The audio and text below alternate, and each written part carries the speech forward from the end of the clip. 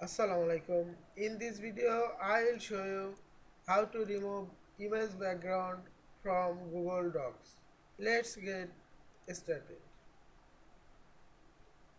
Double click on the header and select the image and remove.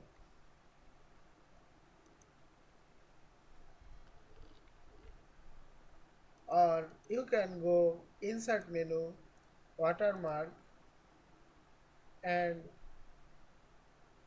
click the remove watermark and done.